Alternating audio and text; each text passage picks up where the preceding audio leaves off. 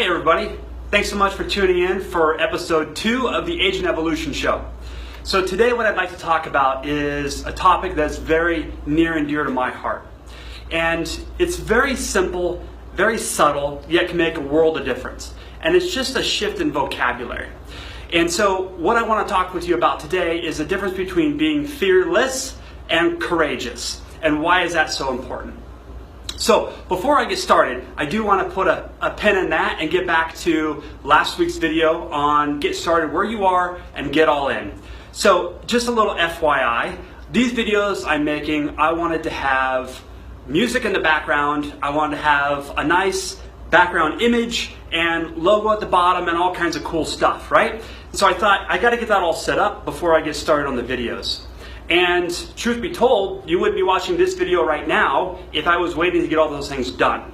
So instead I chose to just start where I am and improve along the way so that I could just get started with my perfect self-expression, the content I want to deliver to all of you guys out there watching, and just move into action. So just wanted to reference back to that first video of start where you are. You don't need everything to be perfect before you get into action. So back to today's topic.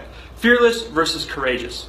Now this concept came up because I was at a baseball game over the weekend and the opposite team, there was this kid up to bat and you could tell he was just completely nervous, scared to death, and his coach was on the third base yelling back to him and he was telling him, I forget his name, fearless, just go to battle, you've got this, blah, blah, blah, blah, blah. And I thought, you know, so many times in my life in the past, I thought about how can I be fearless?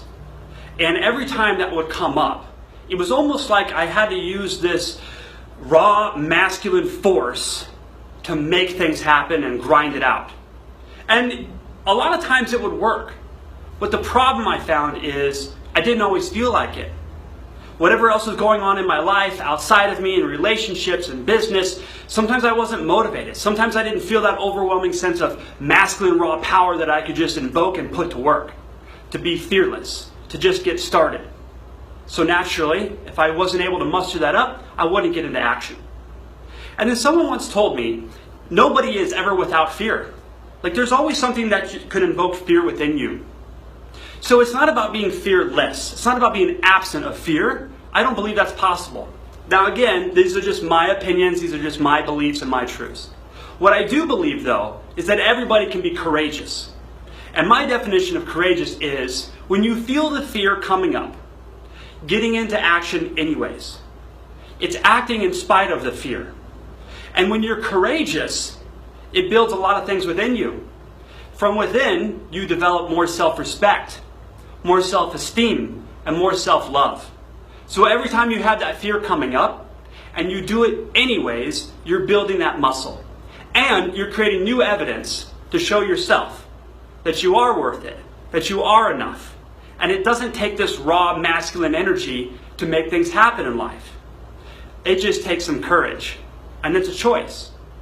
So, whether it's a new marketing campaign you're looking to do, Facebook videos to get more exposure, that's bringing up fear and anxiety and not wanting to get into action towards it, just think about the difference in your vocabulary between being fearless and courageous. Everybody can be courageous. Everybody can feel the fear and act anyways, right?